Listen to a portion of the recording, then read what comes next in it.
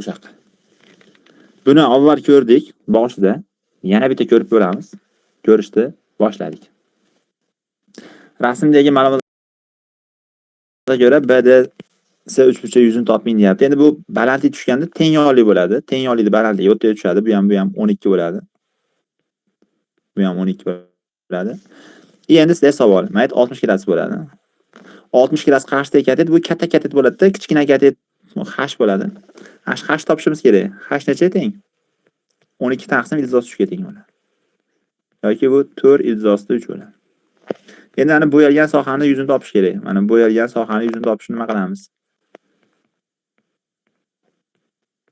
Bo'yalgan sohani 8 da olib, balandlikka h ga 4 ildizosi ko'paytirib, keyin 12 ga bo'lamiz. 16 ildizosida 3.